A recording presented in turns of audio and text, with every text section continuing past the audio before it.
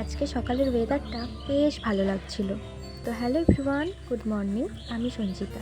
তো তোমরা সবাই কেমন আছো? আশা করছি ভালো আছো। আমিও অনেক ভালো আছি। তো দেখো, অনেক দিন ধরেই ভাবছিলাম যে ব্লগ বানাবো। সো ফাইনালি আজকে ব্লগ নিয়ে চলেই এলাম। তো সকাল সকাল ঘুম থেকে উঠে ফ্রেশ হয়ে নিচ্ছিলাম। ফ্রেশ হয়ে বসে গিয়েছিলাম চা নিয়ে। চা ছাড়া সকালটা একদম অসম্পূর্ণ। চা ছাড়া তো সকালে আমি কিছু খেতেই পারি না।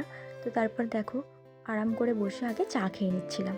তারপর চাটা খেয়ে বাড়ির যে কাজের দায়িত্বগুলো আমার ওপর থাকে, যেমন বিছানা গোছানো, ঝাড় দেওয়া, তো সেগুলোই আস্তে আস্তে করে নিচ্ছিলাম আর কি। তারপর দেখো, তোমাদের সাথে বকতে বকতে কিন্তু আমার বিছানা গোছানো একদম কমপ্লিট। এরকমভাবে প্রত্যেকটা ঘরের বিছানাগুলো গুছিয়ে নিয়েছিলাম ফার্স্ট। তারপর দেখো, ঝাড় দিতে শুরু করে দিলাম, কারণ ঘরের মেঝেতে প্রচুর বালি হয়ে গিয়েছিল। ঝাড় দিতে কিন্তু আমি বেশ ভালো পারি। তো ঝাড় দেওয়া কমপ্লিট করে খুব খিদে পেয়েছিল। তারপর দেখলাম মা সুজি বানিয়েছিল, ওটাই খেয়ে নিলাম। খেয়ে দিয়ে দেখো, স্নানও করা হয়ে গেছে আমার। স্নান টান সেরে এসে বসে গিয়েছিলাম একটু স্কিন কেয়ার করতে। স্কিন কেয়ার না করলে আমার আবার ভালো লাগে না। তো স্কিন কেয়ার কমপ্লিট করে চলে গিয়েছিলাম পুজো করতে। তো দেখো, তারপরে সুন্দর করে পুজো করে নিচ্ছিলাম।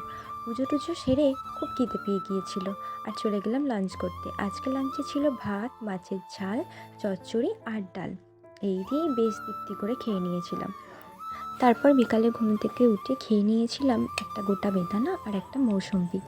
তো খাওয়া দাওয়া করে ছোটো ছোটো ভাই বোনেদের সাথে বেরিয়ে পড়েছিলাম একটু বেড়াতে। বিকালে বেশ ভালো রকম বৃষ্টি হয়েছিল, আর বৃষ্টি থামতে বেরিয়ে পড়েছিলাম ঘুরতে। তো সবাই মিলে আনন্দ করতে করতে বেশ ঘুরছিলাম।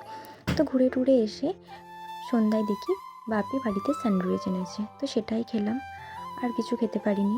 তারপর রাতে খেয়েছিলাম মুড়ি মাখা। তো গুড নাইট সবাইকে, টাটা।